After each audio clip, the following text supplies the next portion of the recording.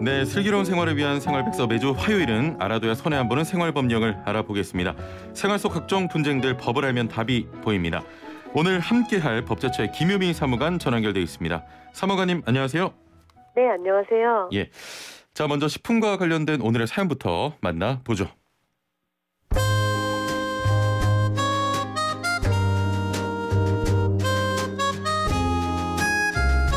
요즘 외식보다는 집에서 간편하게 해먹을 수 있는 냉동식품을 많이 사 먹고 있는데요.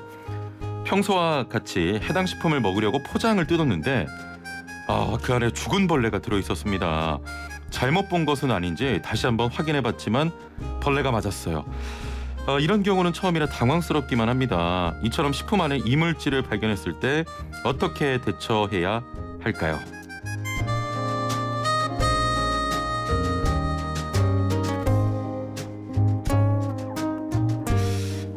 가끔 비위생적인 환경에서 식품을 제조하다가 적발되는 업체에 대한 기사를 접하곤 하는데요. 음식은 잘못 먹으면 우리 몸에 직접적으로 영향을 미치기 때문에 특히나 철저한 위생관리가 요구되는 분야입니다. 그만큼 이번 사례도 좀 알아두시면 유용할 것 같거든요.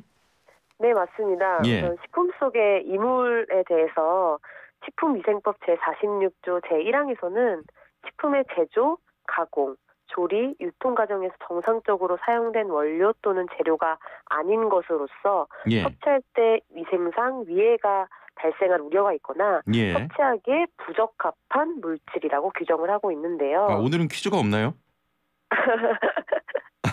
네, 없습니다. 예. 이어주시죠. 네, 이러한 이물이 식품에서 나오면 식품의약품 안전처 통합민원상담서비스 인터넷 사이트 또는 예. 국번 없이 1399 전화를 통해서 신고하실 수가 있습니다. 예. 신고하실 때 반드시 확인하셔야 될 사항들이 있는데요.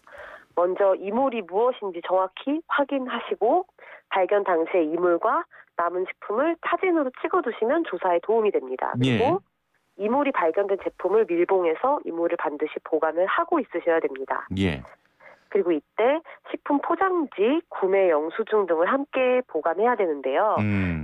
식품 포장지랑 구매 영수증은 해당 제품이 어디에서 만들어졌고 유통기한은 언제까지고 제품을 언제 구입하였는지 확인할 수 있는 중요한 자료이기 때문입니다. 예.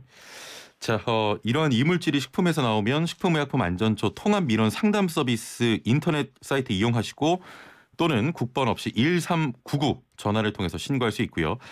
자, 그런데 가끔 블랙 컨슈머라고 하잖아요. 네. 허위로 신고하는 경우도 있는데 이럴 땐 어떻게 됩니까? 네, 앞서 설명드렸던 사례에서는 식품 속 이물을 발견했을 때 신고인데요. 만약에 허위로 그렇다면 이런 신고를 했을 때는 식품위생법 제98조 제3호에 의해서 1년 이하의 징역 또는 1천만 원 이하의 벌금에 처하도록 규정하고 있으니까 유의하셔야 됩니다. 그리고 식품 등을 판매하는 영업자에게도 이물이 발견됐을 때 이를 보고하도록 의무를 부과를 하고 있는데요. 식품위생법 제46조 제1항에 따르면 식품 등을 판매하는 영업자가 소비자로부터 이물을 발견했다 이렇게 신고를 받은 경우에는 지체 없이 이를 식품의약품 안전처장, 시도지사 또는 시장군수구청장에게 보고하도록 규정하고 있습니다. 만약에 이를 위반할 경우에는 소비자로부터 이물 발견 신고를 받고 보고하지 않을 경우에 300만 원 이하의 과태료를 부과받게 되니 판매하는 영업자 역시 식품의 이물 발견했을 때 이를 보고해야 된다는 사실을 명심해 두셔야 됩니다. 예, 좀 정리를 해드리면 허위로 신고할 경우에는 1년 이하의 징역 또는 1,000만 원 이하의 벌금에 또 처하도록 규정을 하고 있고요. 식품부 등을 판매하는 영업자에게도 이물이 발견돼 있을 때는 꼭 반드시 시도지사 또는 시장군수구청장에게 보고하도록 규정이 돼 있습니다. 보고하지 않을 경우에는 300만 원 이하의 과태료가 부과된다는 사실 오늘 기억하시길 바랍니다. 자, 알아둬야 할 생활법령 법제처와 함께 알아봤습니다. 오늘 말씀 여기까지 듣죠. 감사합니다. 감사합니다. 네, 지금까지 법제처의 김유미 사무관과 함께했습니다.